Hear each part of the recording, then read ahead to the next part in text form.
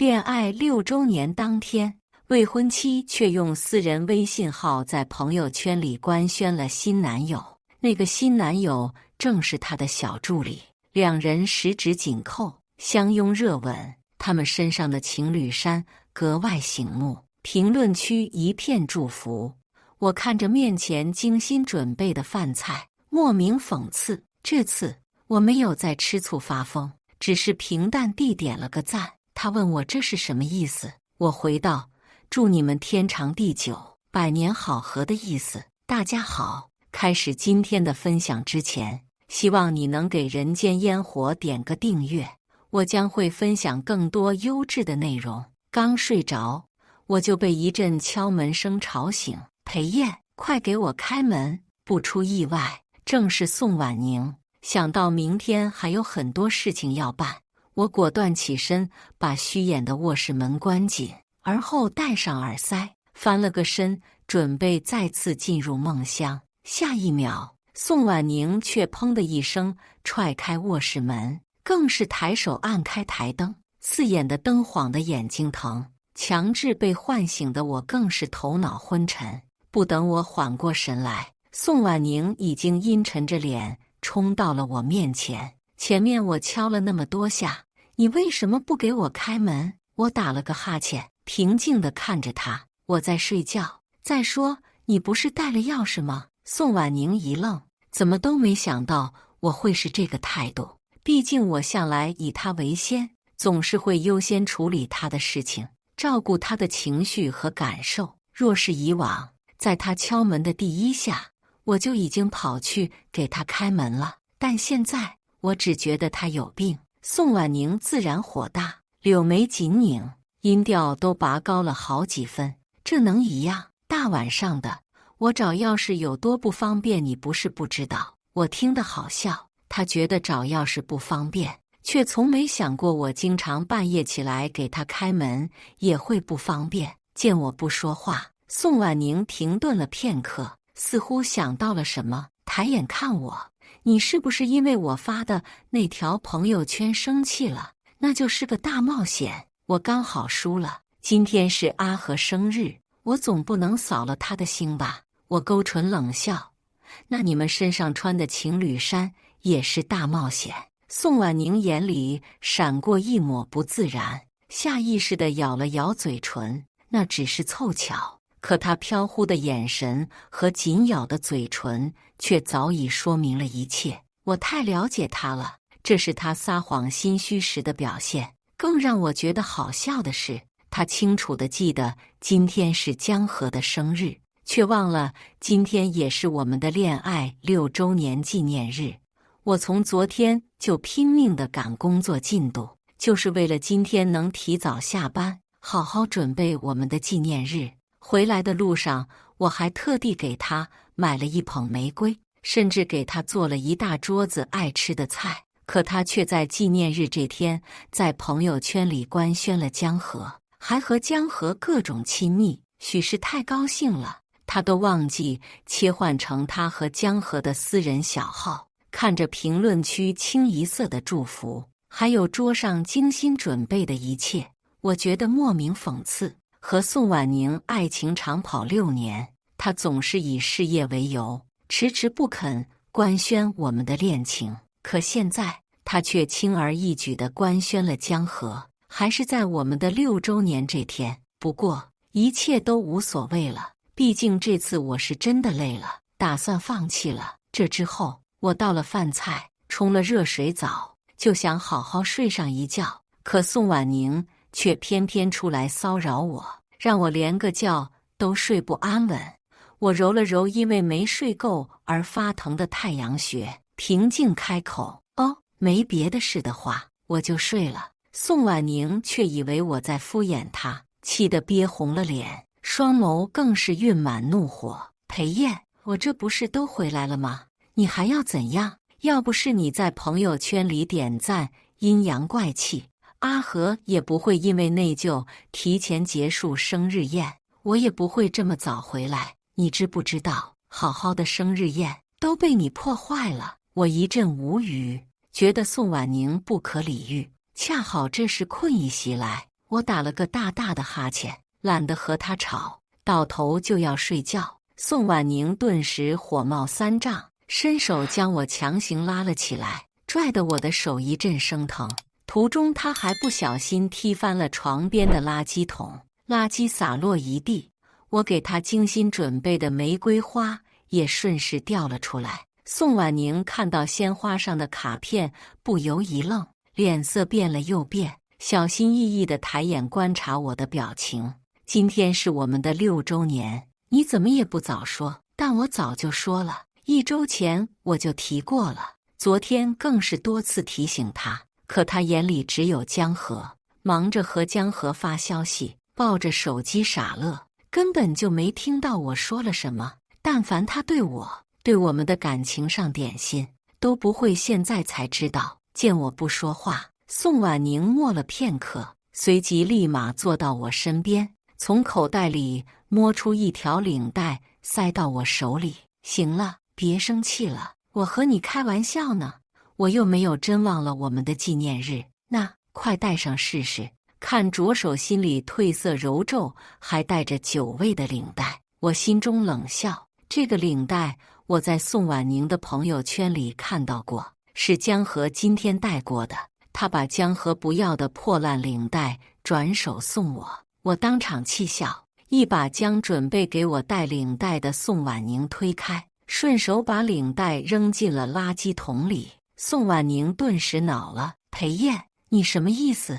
不就给江河庆祝个生日，你至于这么斤斤计较？气到现在，我却是摇头冷笑，我没有生气，只是用不惯别人剩下的二手货。宋婉宁愣住，随即恼羞成怒，瞬间拔高音调，你在内涵谁？我平静地看着他，淡淡道，我什么都还没说呢，你急什么？被我这么一对，宋婉宁气得涨红了脸，没好气地白我一眼。我都说了，只是给阿和庆祝生日，你能不能别这么疑神疑鬼？我们都在一起6年了，你对我连这点信任都没有。我却笑了。信任？从宋婉宁嘴里听到这个词，我只觉得讽刺。他有什么资格和我提信任？这些年，他欺骗我的次数还少吗？在我胃病复发、疼痛难耐的时候，我提出让他送我去医院，他却拒绝，说公司有一个很重要的合作，让我懂点事。我只能强撑病体，一个人冒雨打车去了医院。可当我躺在病床上休养的时候，却刷到了江河的朋友圈，宋婉宁带他去看了薰衣草花海，二人在花海甜蜜相拥。那一刻，我才知道自己被宋婉宁骗了。她拒绝送我，只是为了能和江河一起去看花海。诸如此类的事情很多，根本数不过来。可现在，宋婉宁却质问我为什么不信任他。他也配？我觉得可笑，看向他的眼眸不带丝毫温度。我没疯，是真累了。宋婉宁，我们分手吧。你和江河天作之合，我也不好棒打鸳鸯。放心，明天我就会搬出这里，给你们腾位。什么？分手？宋婉宁不由瞪大双眼，怎么都没想到爱他入骨的我会主动提分手，还提出要腾位。我看你真的是疯了。他还想再说什么？这时他的手机却响了。宋婉宁见状，立马心虚地转头看我，见我神情依旧淡漠，他死死咬住下唇，而后背过身，果断接通了电话。纵然他的动作很快，我的余光却还是瞥到了他的手机屏幕。来电的人是亲爱的小助理。手机铃声还是江河特意录制的奶狗音。突然想起之前我也想过给宋婉宁录制手机专属铃声，她却嫌幼稚。可现在她却同意江河用自己的声音录手机铃声，这意味着什么？不言而喻。通完电话后，宋婉宁这才转过身来看我，满脸担忧。裴燕，阿和他被困在电梯里了，你知道的，他有幽闭恐惧症，我不能见死不救。我却觉得好笑，江河还真是一如既往的用着拙劣的借口博同情。之前也是，江河总是会在我和宋婉宁亲密的时候发来消息打断，要不就是说自己头痛胃痛，要不就是怕黑怕闪电需要人陪。偏偏宋婉宁就吃这一套，每次都抛下我去找江河。想到这儿，我瞥他一眼，淡然道：“跟我解释什么？想去就是了。”似乎没想到我会这么好说话。宋婉宁一愣，狐疑的上下打量我，语气加快了几分：“你就没什么要交代的？”之前宋婉宁每次要去找江河，我都会竭力挽留，可他却骂我斤斤计较，说我控制欲强，限制了他的人身自由。所以现在我只有平淡的2个字：没了。宋婉宁死死盯着我，默了许久才说道：“只要你开口，我也不是不能留下陪你。”不等他说完，我早已冷漠打断：“没事，你去吧，可别让江河吓到了，毕竟他只是一个27岁的孩子。”宋婉宁想说的话瞬间哽在喉咙里，脸色白了又白，毕竟这是他曾经用来堵我的话。之前每次他和江河亲密，我都会冲到他面前让他给说法，而他每次都用这话来堵我：“裴燕，你闹够没有？你多大了？和阿和一个小孩子计较什么？”可明明我没比江河大几岁，何况江河已经27了，可在宋婉宁的眼里却只是小孩子。听出我在阴阳怪气，宋婉宁彻底冷了眸子，脸色阴沉：“是你让我去陪阿和的，你可别后悔。”说完，宋婉宁摔门而去，剧烈的声响似乎在发泄她的不满。临走前，她还故意在玄关处跺了跺脚。我知道她是在等我追出来哄她，毕竟之前她一闹脾气，我就会立马冲上去将她搂入怀里，疯狂认错，更是好声好气地哄着。可现在我却不为所动，跺呗，反正气的又不是我。宋婉宁见我完全哄她的意思，彻底赌气离去。裴燕，你好得很。她走后，屋内重新恢复了安静。我打了个哈欠，终于可以好好睡一觉了。这一晚没有宋婉宁的骚扰，我难得睡了个安稳觉。次日起来，我正美美吃着早饭，却刷到了江河更新的朋友圈。照片里，他依偎在宋婉宁的怀里，而宋婉宁则是满脸温柔地给他拍背，以此安慰他。配文：只要有你，幽闭都变得不可怕了。我胃里一阵恶心，放下碗筷，顿时没了胃口。评论区里祝福一片，纷纷表示磕到了，这就是爱。大早上就被塞了一嘴狗粮，早饭钱都省了。宋婉宁的闺蜜陈倩更是在评论区下大胆询问：“宁宁，你什么时候能和裴燕分手，和你的亲亲阿和在一起？我可等着喝你们喜酒呢。”陈倩一向不喜欢我，觉得我哪里都配不上宋婉宁，但她却很喜欢江河，是宋婉宁和江河的 CP 粉头。不仅好几次当着我的面磕起他们的 CP， 还经常明里暗里的撮合他们。有一次，他故意骗我宋婉宁摔伤住院，这么做的目的就是为了支开我，方便宋婉宁和江河约会。等我意识到被耍要找陈倩算账的时候，宋婉宁却拦住我：“倩倩只是开个玩笑，你别往心里去。”可陈倩对我的态度不正是取决于她吗？如果她对我足够重视，陈倩又怎么可能故意为难我？我看着朋友圈，心中冷笑，知道这是江河的故意挑衅。若是之前，我肯定会大吵大闹，会在评论区下发疯质问，会竭力反驳陈倩的评论。但现在，我心如止水，掀不起半分波澜。我平静地回复了陈倩的评论：“1分，江河现在就可以上位。”回复完，手机正好没电，我便进屋充电，顺便收拾下东西，毕竟出国的飞机是今天下午。昨天给宋婉宁点完赞后，我就立马联系了上司杨总，表示愿意接受出国的外派，让他在这次的外派团队上加上我的名字。杨总欣慰，他对我有知遇栽培之恩，一贯看好我。之前为了能陪着宋婉宁，我再三拒绝，让他痛心不已，说我是恋爱脑。他总说宋婉宁根本没有想象中那么爱我，不然也不会6年了都不和我结婚。每次他这么说，我都会下意识反驳：婉宁是女强人，是独立女性，她有自己坚持的事业，我理解也支持。可没想到杨总一语成谶，宋婉宁确实不爱我，曾经的我也确实是个无药可救的恋爱脑。好在为时不晚，我还有重来的机会。思索间，我已经把行李收拾得差不多了，正要把拉链拉上，却无意间发现角落里有一个生了灰的戒指。捡起来一看，我不由愣住，这是我用第1桶金给宋婉宁买的情侣对戒。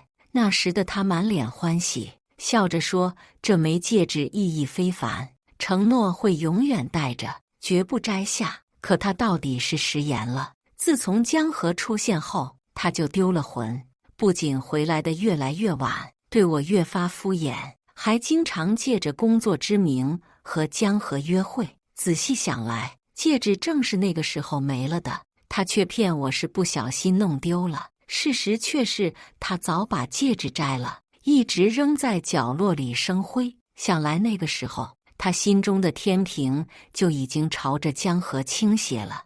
我看了看手指上精心呵护的对戒，觉得很可笑，果断摘下戒指，反手扔出了窗外。做完这一切后，我拉着行李头也不回地离开了。离开家门后，我来到了公司，把行李寄存在前台，准备在出国前做一下手头项目的交接。刚到公司，就看到宋婉宁坐在我的工位上，面色阴沉的都能滴出水来。终于舍得来了，我给你打了那么多电话，发了那么多短信，你为什么不回？我这才想起，手机充完电后，我一直忘了开机。打开手机，这才发现宋婉宁给我发来了好多信息，都是在和我解释昨晚她陪江河的事，还有今早朋友圈的事，足足上千条，比之前6年加在一起的还要多。若是之前看他这么着急的和我解释报备，我肯定会有所触动，但现在我只是神情冷漠，没什么好看的。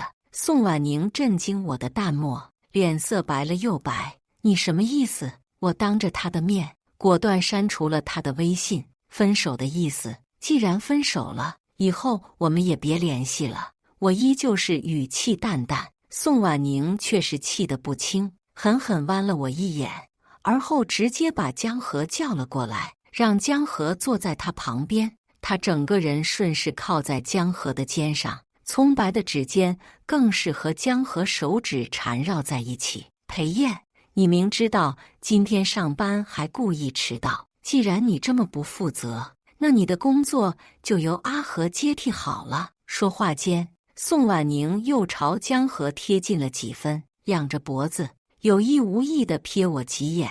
我知道他是在给我施压，试图刺激我，逼我妥协，可我却心中一喜，正愁找不到人接手工作呢。这么想着，我连忙把之前的项目都翻找出来，递给江河。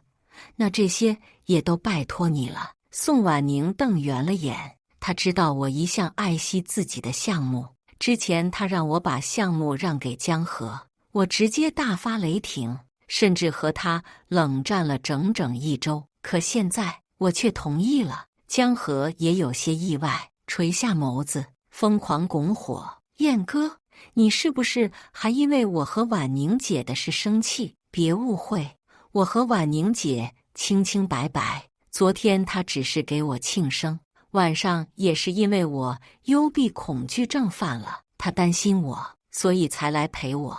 我们真的不是你想的那样，你要是介意，我这就把项目还给你。”不等他说完，宋婉宁冷声制止，赌气看我：“不用还，以后裴燕的业务都由你来负责。”江河嘴角上扬，却偏偏假惺惺：“这会不会不合适？”“没什么不合适的，我这就去和杨总申请。”去申请的途中，宋婉宁好几次停下脚步，回头看我。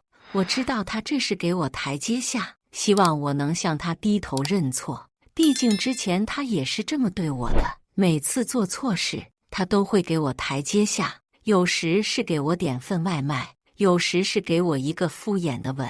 因为爱他，我每次都让步妥协，但现在我不仅不妥协，反而催促他：“怎么还不进去？”我巴不得他快点申请。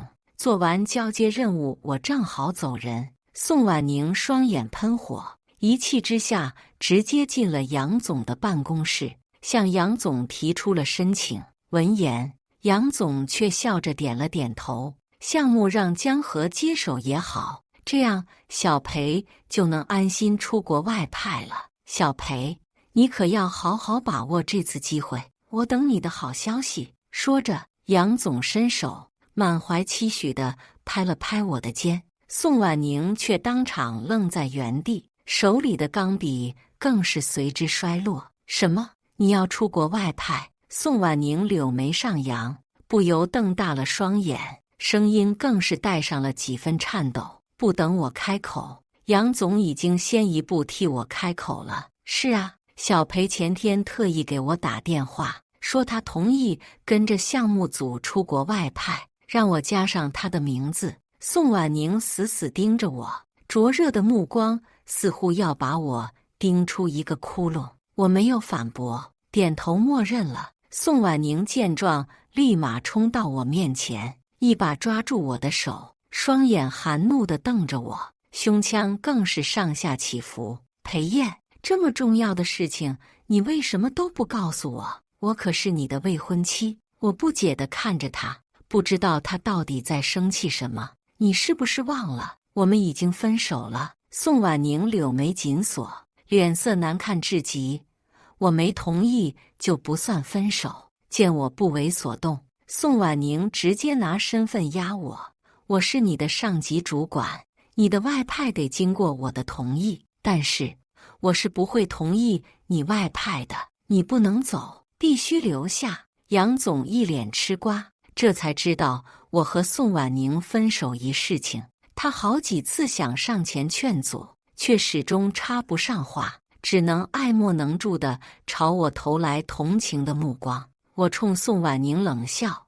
不好意思，我的外派已经经过了上司的审批，至于你同意与否，根本不重要。”这时，我的手机突然响了，是我叫的去机场的网约车。司机说已经到楼下了。“好，我这就来。”我推开办公室的门，转身要走。宋婉宁这才意识到我动了真格，脸上闪过一丝慌忙，连忙伸手拉住我：“裴燕，你是不是因为我前面把你的项目给阿和吃醋了？你要真的介意，我可以让阿和把项目还你的。”江河见状，也立马过来装好人：“燕哥，我这就把项目还你，你们可千万别因为我闹不快啊！”我着急赶飞机，懒得戳穿江河拙劣的演技，更是懒得和宋婉宁纠缠，直接甩开他的手，一脸冷漠：“没什么好吃醋的，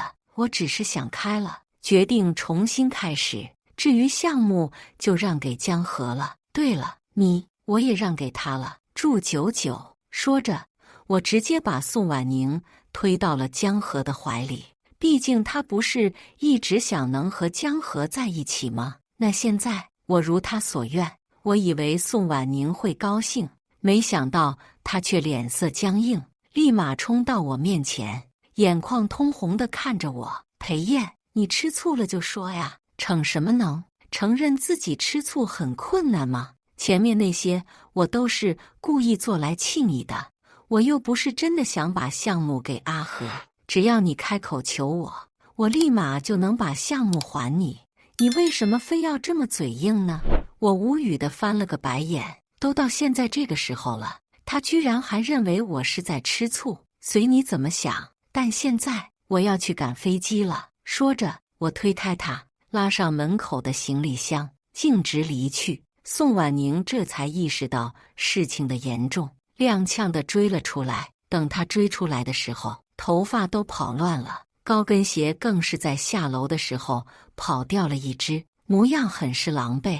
他却不为所动，这让我有些意外。毕竟之前的宋婉宁一向精致，在乎自己的外表，是绝对不会允许自己这么狼狈地出现在世人面前的。可现在，他为了追上我，却丝毫不顾及这些，这还是宋婉宁吗？怕不是转性了？在我愣神间，宋婉宁已经趁机小跑上来，从后面将我拦腰抱住，泪水疯狂地往下淌，甚至都打湿了我的衬衫。再开口，他的声音已然带上了明显的哭腔：“裴燕，你不许走！你之前明明答应过我会爱我护我一辈子的，现在怎么可以言而无信，抛弃我一走了之？”宋婉宁这一嗓子直接吸引了路人的注意，他们纷纷聚集过来吃瓜，都以为我是抛弃女友的负心汉，对着我好一番指点议论：“小伙子，你女朋友都哭成这样了，你也不知道哄哄，这年头还真是爱到最后全凭良心。”显然这哥们没有。宋婉宁见状，哭得更大声了，试图用舆论来逼我妥协。“裴燕，求你别闹了，跟我回去吧，不就是一点小事，你至于这么斤斤计较吗？”所以他和江河各种亲密是小事，我选择离开就是斤斤计较。我皱起眉头，心底莫名烦躁，一根根地掰开他的手指，任由他摔倒在地。“宋婉宁，我们回不去了。从你在恋爱6周年官宣别的男人的那一刻起，我们便再无可能。还有，你背叛了我，背叛了我们的感情，对你而言是小事，对我来说却是我的底线。”我一字一顿，铿锵有力。听我这么说，舆论瞬间反转，之前还支持宋婉宁的吃瓜群众纷纷开始指责起了他。原来是你背叛了自己的男友，那活该他铁了心地要走，要我也走。就是哪个男人能接受对象给自己戴帽子？宋婉宁尴尬地红了脸，死死咬唇，但她仍不死心。你真要走，你就不怕你走后我真的和江河在一起？那挺好，毕竟他可比我会照顾人。扔下这句话，我拉开一旁网约车的车门，直接坐上车，赶往机场。在顺利经过安检后，我飞往了国外。一落地，项目组的人就拉着横幅小跑着上来迎接我，每个人的脸上都洋溢着热情和喜悦。“你就是新加入的组员裴燕吧？欢迎欢迎！”不等我反应过来，他们已经将我围在中间，从我手中接过背包和行李箱，以此减轻我的负担。他们更是簇拥着把我带到提前订好的餐厅里，给我举办了一场迎新宴会。宴会上觥筹交错，我一高兴便多喝了几杯，已经很久没有被人这么热烈地关心过了。这些年，宋婉宁没有给我办过一场宴会，哪怕是生日宴。30岁的时候，我希望她能给我办一次生日宴会，她却满脸不屑，说这都是无聊幼稚的把戏，说我们已经不再年轻。但他却甘之如饴地给江河举办各种宴会，庆功宴、升职宴，甚至江河的狗生崽了，他也要举办宴会。而现在，我只是落地，项目组的人就给我办了迎新宴会。我鼻头一酸，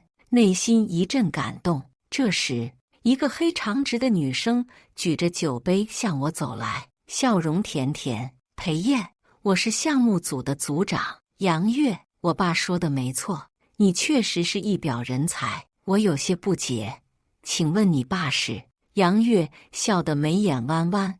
我爸叫杨东，他特意交代我，让我多照顾你一下。我这才意识到杨月是杨总的女儿，连忙举起酒杯和杨月碰杯，替我谢谢杨总，还有以后请多指教。宴会的后半程，我已经成功和项目组的组员打成了一片。这之后，我更是一心投入工作，虽然身体辛苦，但心灵却莫名的自由和舒适。在这期间，杨月也教会了我很多，给了我很多帮助。我们的配合也从逐渐变得默契，后面更是成为人人称赞的工作搭子。杨月是一个好老师，他对我的工作成果总是给予鼓励和肯定，完全不同于宋婉宁对我的打压。之前在宋婉宁手下工作的时候，不管我的工作方案有多好，他总能鸡蛋里挑骨头，只看到我的缺点，丝毫看不到我的优点，疯狂否定我。久而久之，我真的怀疑自己的能力出了问题。可后来我才知道，他否定我不是因为我做的真的很差，他只是想打着替我优化方案的名义，把我的方案送给江河，好让江河顶替我。一开始我真的被他骗了，发现真相后，我说什么也不肯把方案给江河，他却说我自私自利，毫无合作精神。直到现在，在杨月手下工作了一段时间后，我才发现，过往这些年，我一直都活在宋婉宁的铺下。好在远离了她，以后我也能有正常舒心的生活了。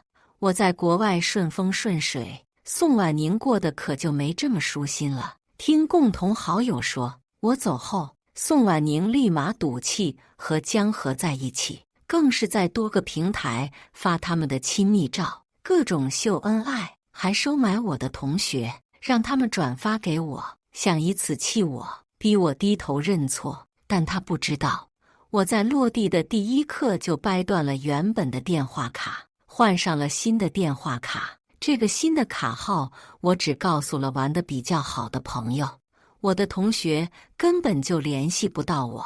所以这段时间，他一直都在跳梁小丑，不仅被骗了钱，还出了丑，成为众人茶余饭后的笑料。等他知道真相后，气得当场破防，发了好大一通火，怒砸了好几个花瓶。冷静下来后，宋婉宁才回过神要联系我，却发现拨出去的是空号。那一刻，他才意识到我早已换了号码，我是彻底放弃他了。他终于开始慌了，开始疯狂找寻我的下落，试图挽回我。听完好友的描述后，我内心平静无波，只觉得无聊。我和宋婉宁彻底结束了，以后他的事也不必和我说了。我以为自己不会再遇到宋婉宁，但偏偏天不遂人愿。那天正好是项目组团建，我们在包厢里狂欢 K 歌喝酒，为了烘托气氛，更是玩起了真心话大冒险。结果好巧不巧，酒瓶正好对准了我和杨月。到你了，杨月。真心话还是大冒险？杨月垂眸浅笑，真心话吧。众人纷纷开始八卦。杨月，说实话，你是不是对小裴有意思？问题一出，杨月瞬间低下头，脸红得像一只熟透的虾，难为情答不出来。我不想他为难，便出声道：改成大冒险吧，我替他。众人见状，一个个都露出了姨母笑，起哄道：看把小裴心疼的，好一个英雄救美，磕死我了。那裴燕，你随便挑选一位异性公主报当大冒险吧。说着，他们纷纷朝我和杨月投来吃瓜的目光，因为他们知道在场的异性里，我也就只和杨月比较熟悉。在众人的打趣下，杨月的脸早已红透。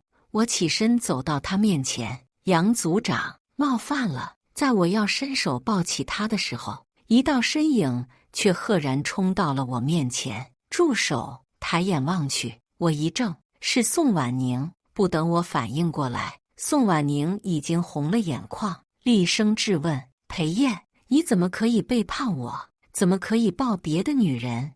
你的未婚妻是我，你能抱的人也只有我。听他这么说，杨月立马从我身上下来，和我拉开距离，空气瞬间凝固，场面一度尴尬。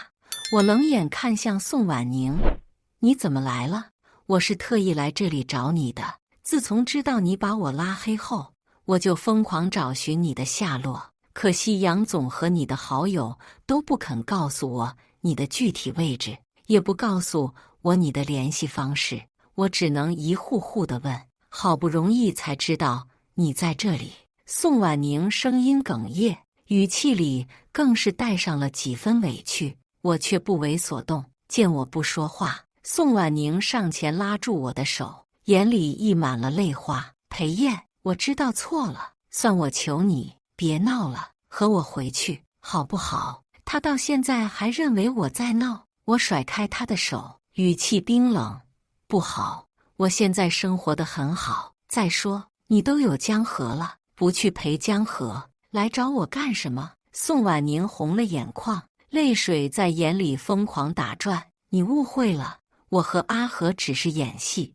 我和他官宣只是为了刺激你，想逼你回来，但我没想到你真的一去不回。你信我，我们真的就是单纯的上下属。我却冷笑：是吗？谁家单纯的上下属会互称昵称，会深夜作陪？那你们可真单纯。裴燕，你真的误会我了。宋婉宁哽咽，眼泪更是大颗大颗的往下掉。随即她又想到了什么，眼睛一亮，死死拉住我的衣角。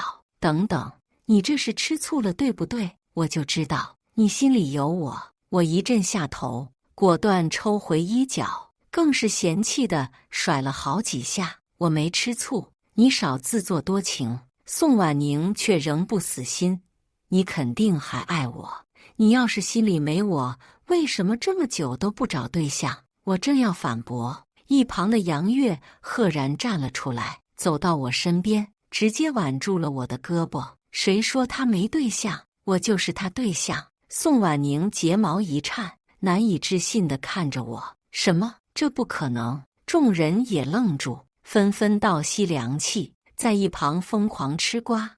我就说小裴和杨组长有点情况吧，他们藏得够深啊。小裴真是太不厚道了，这么重要的事情我居然现在才知道，我也很是意外。转头朝杨月看去，他俏皮地冲我眨眨眼，彼此间的默契让我瞬间了然于心。知道他是在帮我后，我也顺势将他搂入怀里，配合他演起了戏。对，忘了介绍，这是我女友杨月。宋婉宁仿佛被雷击中了一般，身形摇晃，一阵踉跄。她疯狂摇头，不肯接受这个事实。不，我不信，你们肯定是在演戏。裴燕，这也是你找来的演员是不是？我知道你在气我，你怎么打我骂我都行，就是别这么对我。我却笑了，可你之前不也是这么对我的吗？怎么我反过来就不行了？宋婉宁语塞，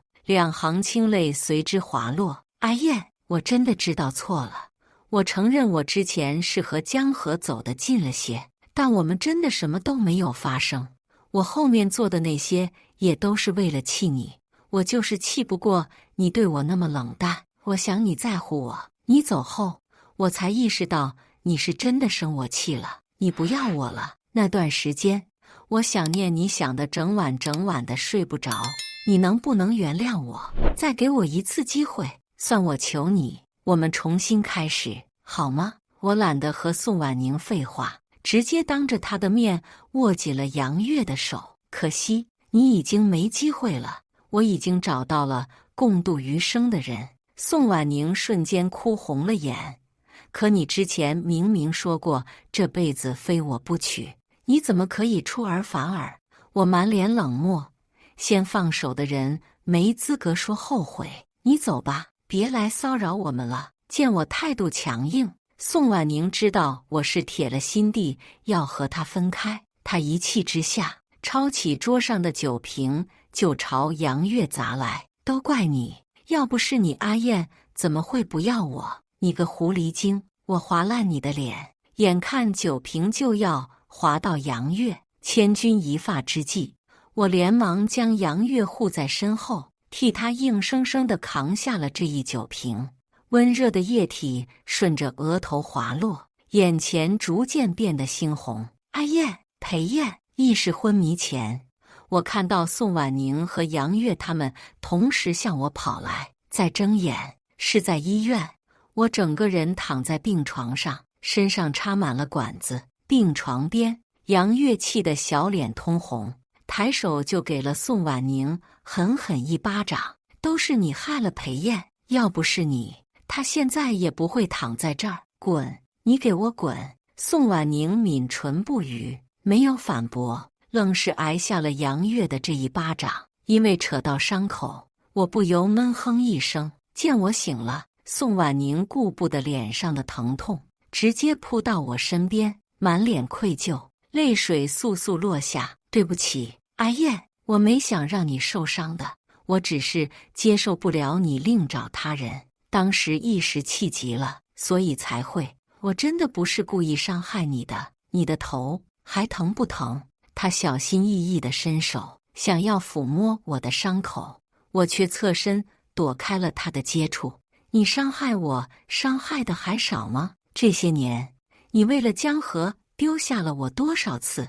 你知不知道，你每次抛下我都是对我心灵的伤害。还有，我之所以会胃炎，也是因为那次你忙着给江河接机，没空送我去医院，才落下的。我细数宋婉宁这些年对我造成的伤害，每说一句，宋婉宁就自责一分。到后面，她更是直接跪在了我的病床前。对不起，阿燕，是我对不起你，我真的知道错了，求你给我一次弥补的机会。话还没说完，就被杨月打断。宋婉宁，就你这样三心二意的人，根本没资格得到裴燕的原谅。宋婉宁立马摇头否认，我没有三心二意，我现在心里只有阿燕一人。是吗？那请问你和江河分手了吗？虽然是名义男女朋友，但你们也在一起了，不是吗？杨月的话直接让宋婉宁愣在原地，她脸色白了又白，随即想到了什么，立马掏出手机，当着我的面把江河的所有联系方式都删了个干净。做完这一切后，她满眼通红地看着我，语气讨好：阿燕，你看我把江河删了，我们重新开始好不好？以后我会好好对你的。不必，我已经有女友了，不需要你，而且我和你早就结束了。杨月见状走到了我身边，杀人诛心道：没错，就不劳你一个前任费心了，以后我会好好珍惜裴燕的。宋婉宁不死心，还想纠缠，我心生厌烦，直接按铃叫来医院保安，这里有人骚扰病人休息，你们处理一下。最终，宋婉宁被保安架着扔了出去。赶走宋婉宁，我转头和杨月道谢：今天谢谢你陪我演戏，真是难为你了。裴燕，我一点都不觉得为难，真要道谢，也应该是我谢谢你，要不是你，我现在已经毁容了。救命之恩，无以为报，唯有……说着说着，杨月红了脸。我知道他是什么意思，但我现在还没有从上一段感情的阴影中走出来，我不能接受他。我没接话，杨月也知道我这是婉拒了他，连忙笑着转移了话题。这之后，我以为宋婉宁会知难而退，没想到她却不肯放弃，一有机会就溜进医院找我，和我忏悔，试图求我原谅。为了让她死心，我只能拜托杨月继续和我扮演情侣，以此让宋婉宁死心。杨月也将我保护得很好，宋婉宁一来，他就叫来保安把宋婉宁赶出去。可某天，项目组出了问题，他得回去跟进。离去前，杨月一脸歉疚地看着我：抱歉啊，裴燕，我有急事得去处理，你等我，我处理完立马回来。去吧，都这么多天了，想来宋婉宁也不会再来骚扰我了。可我到底是低估了宋婉宁的毅力。杨月一走，他就趁机闯入了我的病房。彼时他穿着粉色长裙，手上还拎着给我炖好的补汤。宋婉宁眼尾泛红：“阿燕，你看，我穿上了你送我的裙子，你不是一直想看我穿吗？还有这个排骨汤，是我亲手为你炖的。”话里话外都是讨好，我却觉得可笑。这裙子是我给他买的，之前怎么求他，他都嫌土不肯穿，没想到现在却穿上了。而且从来不下厨的他，居然为了我做汤。原来他一直都知道怎么让我开心。若是之前他这么做，我肯定很感动，但现在我只觉得恶心厌烦。见我愣住，宋婉宁以为我被感动了，顿时一喜，笑着掀开保温盒的盖子，把汤端到我面前。看着排骨汤上漂浮的葱末，我不由皱紧眉头，直接把补汤扔到了垃圾桶里。宋婉宁满眼含泪：“阿燕，为什么这么对我？你为什么不肯给我一次弥补的机会？”我却觉得好笑，你连我小葱过敏都不知道，还好意思说爱我？宋婉宁，别来烦我了，我们好聚好散吧，别让我恨你。听我这么说，宋婉宁眼里的光瞬间熄灭，僵在原地，整个人仿佛丢了魂。好半天，她才缓过神来，哭着离去。这之后，杨月有了危机意识，对我展开了猛烈的追究。我们的感情迅速升温，很快确定了彼此的心意，走到了一起。没多久，更是顺利结婚。婚礼当天，我们许诺白首不离，互戴钻戒，更是彼此拥吻。宋婉宁那天也来了，她在台下哭红了眼。那天过后，她知道我彻底不属于她了，没多久就飞回了国。据说回国后，江河直接找到她，和她大吵一架，质问她为什么要把自己删掉，为什么要停掉她的项目。宋婉宁却说这些本来都是我的，江河没资格碰，还说她和江河已经分手了。江河火冒三丈，上去就给了他2巴掌。宋婉宁也来了脾气，把一切的不幸归咎到江河头上，两人扭作一团，最后因为打架斗殴双双入狱。不过我却丝毫不关心他们的消息，我握紧了杨月的手，和她相视一笑，因为我已经找到能共度余生的人了。以上就是今天分享的故事，大家有什么想说的、想吐槽的，欢迎在下方评论交流，也更希望能给人间烟火点个订阅，我将会分享更多优质的故事内容。